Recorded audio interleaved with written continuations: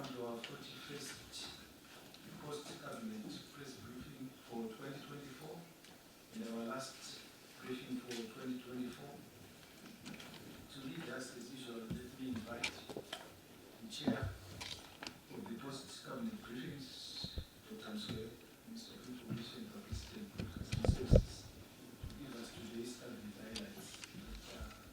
Muswere. Thank you, Chief Secretary. Thank you, members of the Fourth Estate. Cabinet considered and approved the proposed Artificial Intelligence Strategy Framework, which is aligned to the National Information Communication Technology Policy, which was presented by the Minister of Higher and Tertiary Education, Innovation, Science and Technology Development, Honorable Dr. Frederick Shava.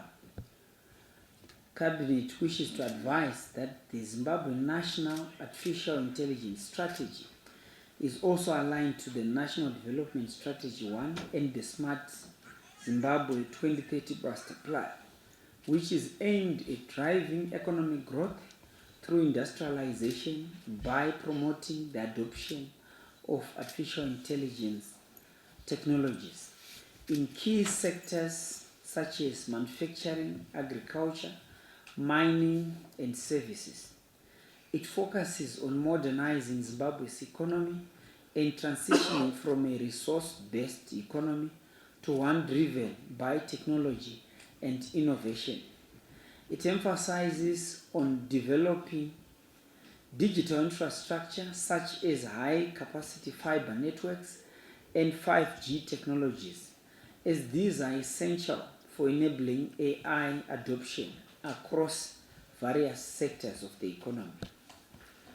Cabinet received and approved the renaming of the headquarters of 1 Infantry Brigade headquarters in Bulawayo District and the Zimbabwe School of Infantry Army Barracks, which was presented by the Minister of Justice, Legal and Parliamentary Affairs, Honorable Ziambi, who is also the acting chairperson of the Cabinet Committee on Place Names. Following the promulgation of a Defense Cantonment Notice of 2017 and the subsequent renaming of Headquarters 1 Infantry Brigade, Headquarters Bulawayo District, and the Zimbabwe School of Infantry, Cabinet has now directed that the Army Barracks should retain their original names. Accordingly, Headquarters 1 now retains the name Kumalo Barracks. Headquarters Bulawayo District retains the name Imbizo Barracks. And the Zimbabwe School of Infantry be renamed Lookout Masuku Barracks. Cabinet also wishes to advise that upon the completion of the Mbudzi interchange, it will be named Trabablas Interchange in recognition of the visionary leadership of His Excellency the President Dr. E.D. Mnangagwa. Cabinet considered and approved the Tourism and Hospitality Industry Policy, which was presented by the Minister of Finance, Economic Development and Investment Promotion. The framework is tailored to promote and develop a robust tourism and hospitality industry ecosystem as envisioned by the Constitution of Zimbabwe and the Tourism Act Chapter 14.20.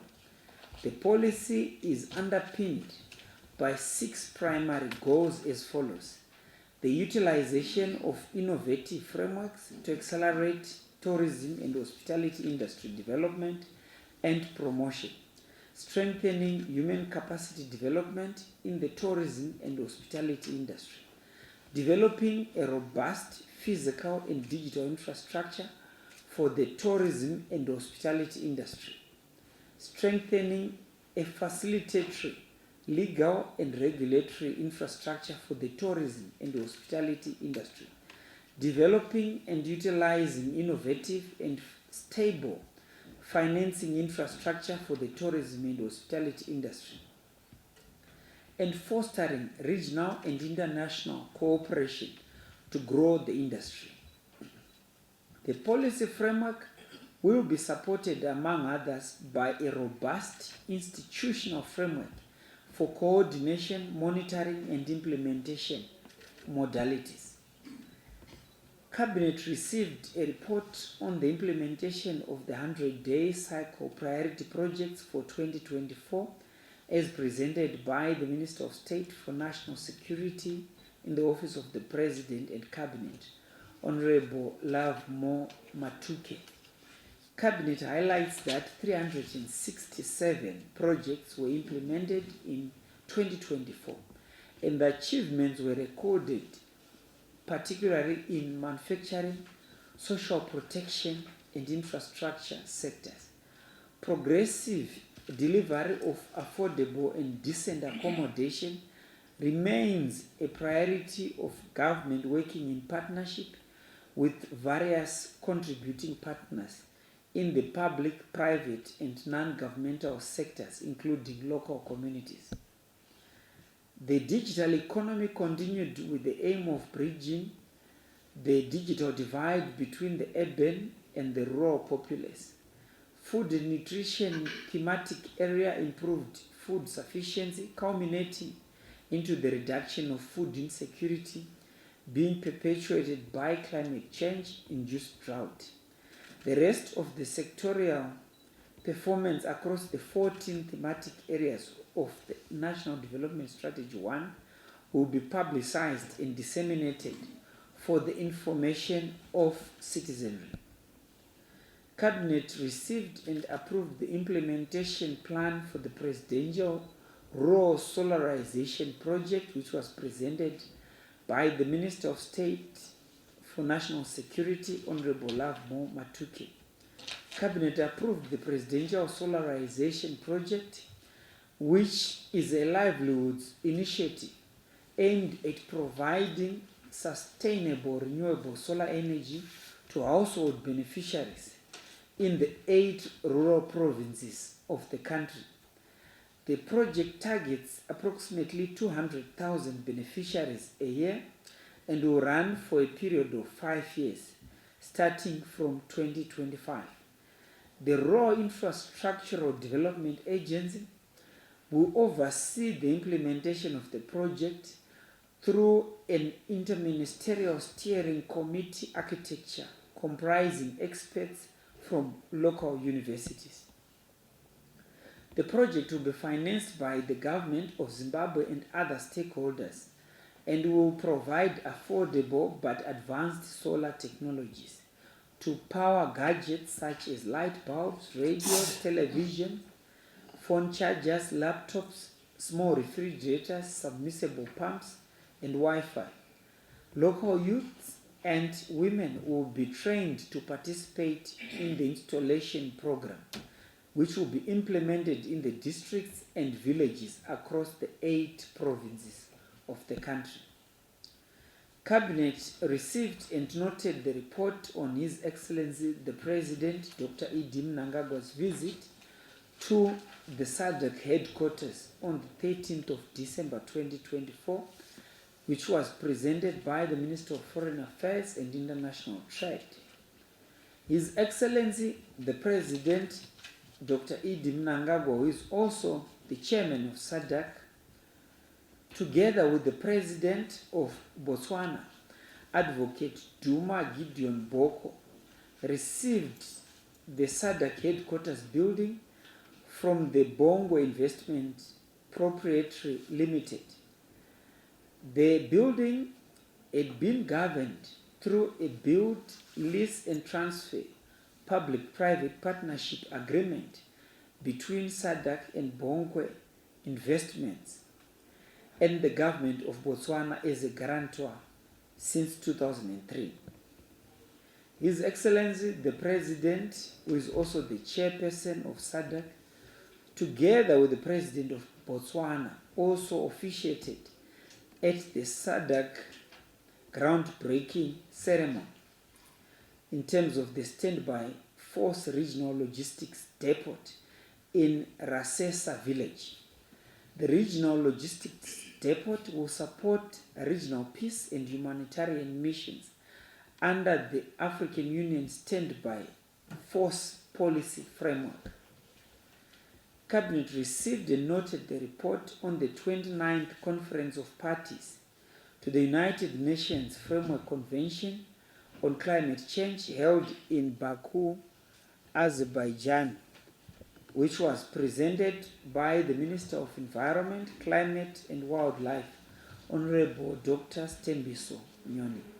Zimbabwe's delegation to the Conference of Parties that took place from the 11th to the 22nd of November 2024 successfully negotiated the resolution, among others, of the Loss and Damage Fund, the collective quantified goal on climate finance, to a value of 1.3 trillion annual budget financing by 2035 to fight climate change, the roadmap for the National Climate Change Adaptation Plan, and the implementation modalities for full-scale implementation in terms of carbon trading under Article 6 of the Paris Agreement. Zimbabwe and other developing countries succeeded in securing a commitment by developed countries to channel funds focused on climate change. The COP29 proffered a number of declarations aimed at enhancing its vision, including COP29 Truce Appeal, the Global Energy Storage and Grids Pledge, which Zimbabwe is already customizing. The platform provided an invaluable opportunity for the country to showcase the National Adaptation Plan to a wider audience. Going forward, Zimbabwe will continue to review outcomes of the COP29 and to formulate strategies that best suit our national aspirations, especially the just transition. I thank you. Thank you very much, Honorable Minister, for presenting today's cabinet highlights. We now move to the first round of 3 questions emanating from presentation by the Honorable Minister. Then we will ask the Honorable Ministers to respond to the questions. Then the second round again will be 3 questions, then we'll get the ministers to respond. Who is going to start?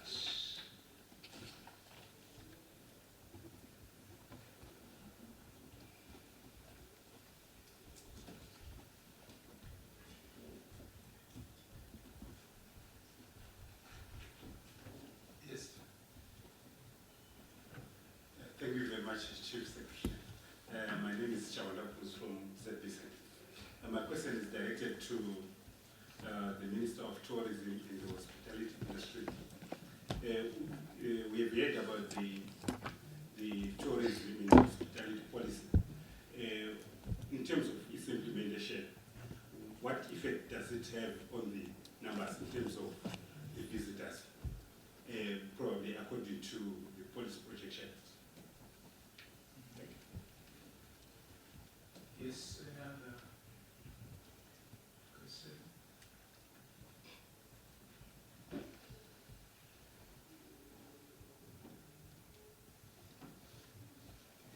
Bruce, you can ask as many questions.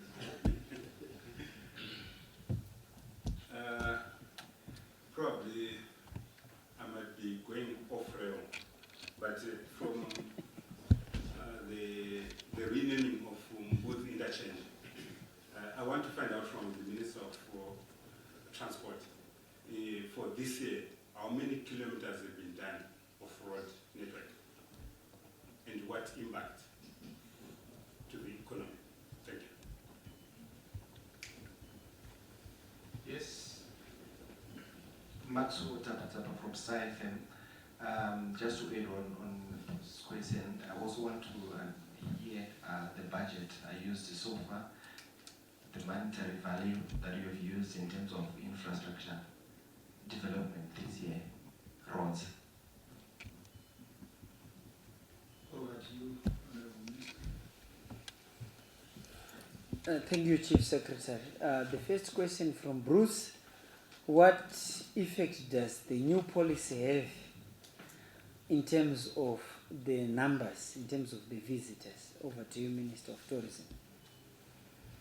Thank you very much, Chairman, and thank you very much, Bruce. So, the policy itself is doing two things. To develop tourism through infrastructure, whether physical or digital, or any other innovative methods. Number two is to promote our destination Zimbabwe through the same. However, it is put in place to give direction, to give guidance to the operators on what they should do or what they should follow as a policy of the government in everything that they do. So when it comes to infrastructure, we all know that we need more infrastructure in our country, particularly our tourism city in Victoria Falls, we have a huge shortage, and across the country.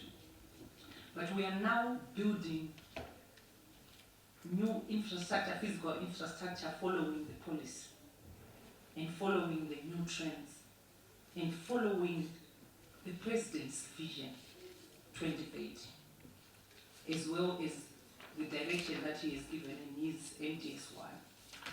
If you look at the older policy, it was not speaking to that. So what emulated us to do a new policy was more about his vision and about his strategy, but more so about the UN Agenda 2063 Sustainable Development Goals, which speaks to the communities, which speaks to going green, which speaks to inclusivity. Now visitors, Bruce, some of them, when they decide a destination to go on holiday, they are looking at all these things. What does Zimbabwe do within their ecosystem in tourism? If they know that we are following this, it prompts them to say, there I can go, because they work with communities, because they are going green, because they are preserving their ecosystem. So those are some of the things that have prompted us to have this new policy. But the physical infrastructure is what will promote the numbers and how we do it according to the guidance that we give to our operators. I submit. Thank you, Minister. Bruce and your friend, that item was not part of the discussions today, but we have a calendar of programs starting tomorrow, which was approved some time back by the President. We've held 3 sessions where Cabinet meets the media to ask any question. So you can have your conflict of questions to ask. So bring ministers through, so the calendar will be shared through the PS and Comrade George Soko. So that a particular day we have the Minister of Local Government, Minister of Transport, Minister of Housing, Minister of Energy, and you bring all the questions that you may wish to ask, especially considering the achievements that have been generated in the new dispensation. So I want you to go and research so that you can ask any question during the next few days. I've already alerted the ministers that Cabinet now should start meeting the media, number one. The second item are the provincial tours. All those bridges, all those dams that we constructed will be partaking in tours across all rural provinces and also metropolitan provinces, so that you get to see and you get the feel of the Chirundu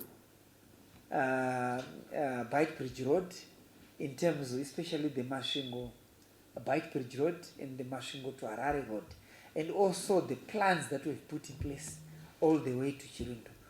All those new dams, so we have an opportunity. So each and every media house will be in a position to participate. and will provide free transport, provide the bus from the ministry to ferry you around across all the provinces so that you get to see all the plus 8,000 projects that have been achieved under the leadership of President Edith Nagako. So there's so much opportunity. Thank you. Thank you very much, Honorable Minister. We move to the last round of 3 questions. Then we get responses from the Minister.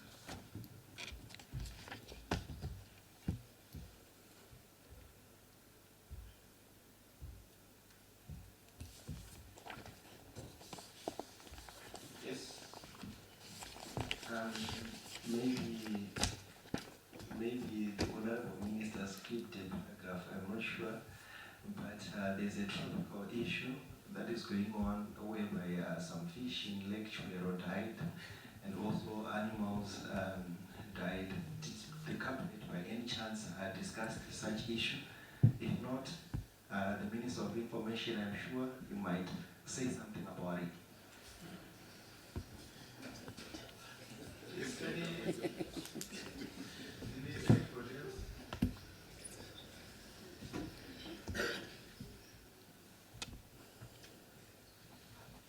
Honorable Minister, over to you. My brother, I don't know if you indicated his name in the media house. I have just Tapa Tapa. Comrade Tapa Tapa. Yes, we are aware of that particular issue. But for today's post-cabinet briefing session, that was not part of the session. But as I've indicated, that as government, we will provide a facilitatory platform that will allow members of the fourth estate, if you've got particular areas in any province that you may think you would want to visit, be it the Marovanyati Dam, the government under the Ministry of Information, Publicity and Broadcasting Services will provide the transport to take you through all these provinces so that you get to see. You remember when the president also, as government, when we came up with the ZIG, for the first time in more than 40 years, we had an opportunity to visit the Reserve Bank of Zimbabwe, to be able to see the gold reserves and even to touch. So we're an open government, very transparent.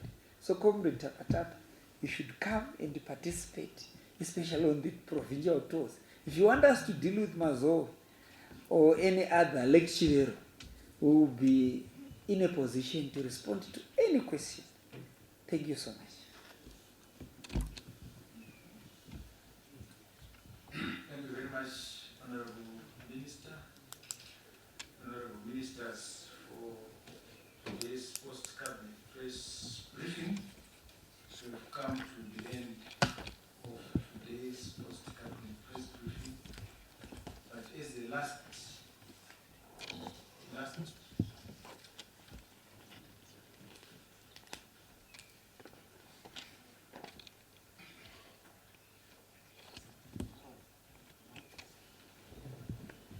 as our last post-cabinet press briefing, we always propose a toast to our colleagues who have been having these briefings for the 2024 cabinet sitting sessions. This is our 41st cabinet, and it's our 41st post-cabinet briefing. So immediately after, we will have a small reception